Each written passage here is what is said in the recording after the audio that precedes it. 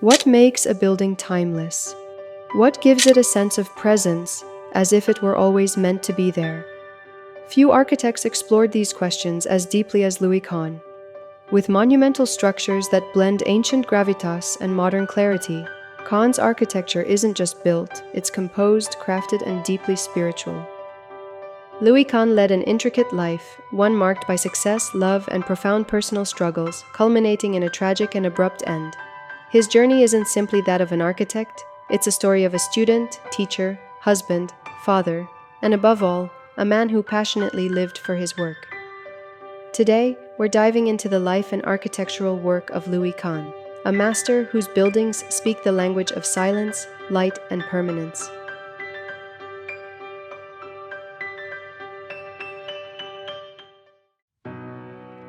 Louis Isidore Kahn was born in 1901 on the island of Saaremaa, now part of Estonia. His family emigrated to the United States when he was just 5, settling in Philadelphia. Despite his humble beginnings, Kahn's talent as an artist and designer quickly became evident. He studied architecture at the University of Pennsylvania, where he was influenced by Beaux-Arts principles, but his mature work would later depart from those traditions in profound ways. Unlike many of his contemporaries, Kahn's career progressed slowly, with his most celebrated works emerging later in life. He opened his own firm at the age of 36 during the Depression and primarily worked on affordable public housing. Although he had a strong interest in urban issues, especially in Philadelphia, he accepted these projects mainly because, as an unknown architect, they were among the few opportunities available to him. During a 1928 trip to Europe, Kahn was more fascinated by medieval architecture, such as castles and fortified cities, than by the modernist movement that was then gaining momentum. A turning point came during a visit to Rome, where he encountered the grandeur of ancient ruins, the Pantheon, the Roman baths, and the Basilica of Constantine. These buildings weren't just shelters, they were monuments, and Kahn wanted to bring that sense of gravitas back to modern design. He once said, "I finally realized that the architecture of Italy will remain as the inspirational source of all works of the future. Those who don't see it that way ought to look again. Our stuff looks tiny compared to it." This early interest later manifested in his work through a strong sense of mass, permanence, and gravity. For Kahn, architecture was not merely about function or aesthetics, but about creating spaces that embodied dignity and purpose. He often posed philosophical questions like, "What does a brick want to be?" to suggest that materials possess an inherent nature and identity that architects should honor. He believed that buildings should evoke a sense of timelessness, permanence, and spirituality, frequently drawing inspiration from ancient ruins and classical forms. His signature style blended modernist principles with monumental scale and an expressive use of materials, particularly concrete, brick, and stone. In many ways, his work echoed the robust brick forms of Alvar Aalto and the raw concrete expressions seen in the later, more brutalist phase of Le Corbusier, a clear departure from the latter's earlier machine-inspired designs. Modernist architects often abandoned symmetry, fearing it as rigid and authoritarian, but Kahn brought it back with purpose. Look at the Salk Institute in La Jolla, California. 2 symmetrical laboratory buildings flank a central courtyard where a narrow stream of water runs straight toward the ocean horizon. The view aligns perfectly with the setting sun during the equinox, a cosmic reminder of our place in the universe. Kahn didn't use symmetry for control, he used it for focus, for momentum, for a sense of sacred balance. And in doing so, he brought back the grandeur that modern architecture had lost, the kind of reverence we feel in a cathedral, a mosque, or an ancient temple.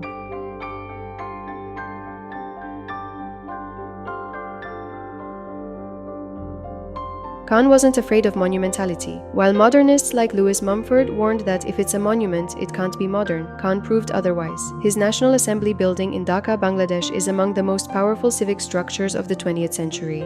Built of concrete with massive geometric voids, it echoes not just brutalism, but also the pyramids, the Colosseum, the eternal forms of history.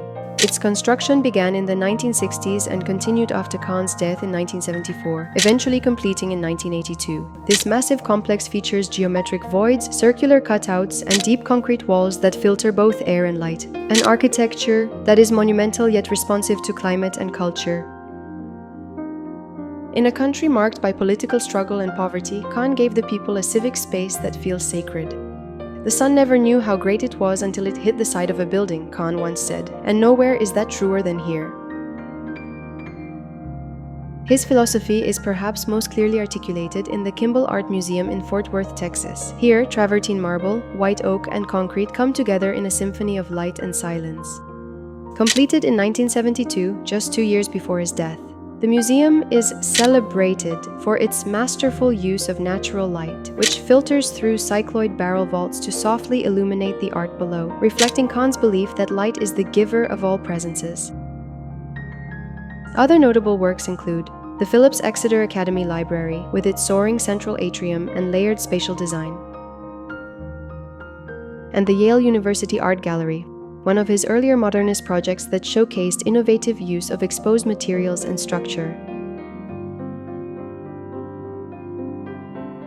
Beyond his architectural creations, Kahn was a revered educator at both Yale and the University of Pennsylvania, where he inspired generations of architects through his philosophical approach to the essence of design. Kahn's death in 1974 added a poignant note to his already mythic legacy. After returning from a site visit to the Indian Institute of Management, he suffered a fatal heart attack in a restroom at Penn Station in New York. Despite the prestige he had earned, his architectural firm was in financial distress, and due to bureaucratic confusion between New York and Philadelphia authorities, his family was not informed of his death for 2 days. Yet amid this tragic and unceremonious end, there was a poetic twist. Kahn's briefcase contained plans for a memorial to Franklin D. Roosevelt. Decades later, those very drawings would lead to the realization of his final completed project, 4 Freedoms Park on Roosevelt Island, completed in 2012. Kahn's complex and often hidden personal life later inspired his son, Nathaniel Kahn, to create the Academy Award-nominated documentary, My Architect.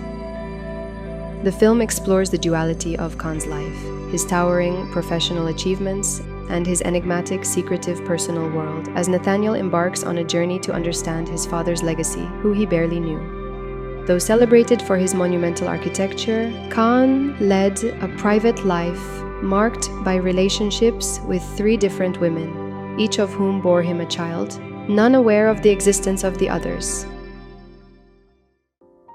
Despite his personal struggles and complicated private life, Kahn's work is admired for its clarity, gravitas, and spiritual depth. He was awarded the AIA Gold Medal and the RIBA Gold Medal. Through his relentless pursuit of truth in form and material, Kahn cultivated a body of work and a way of thinking that gave him an almost mythical status in the field of architecture. His work reminds us that modernity doesn't have to abandon history, that the future can be built with the soul of the past. Louis Kahn's story is one of passion, dedication, and complexity. His buildings remain influential, and his philosophical approach continues to inspire architects globally. Kahn didn't just create structures, he built a legacy that transcends time and continues to resonate deeply within the world of architecture.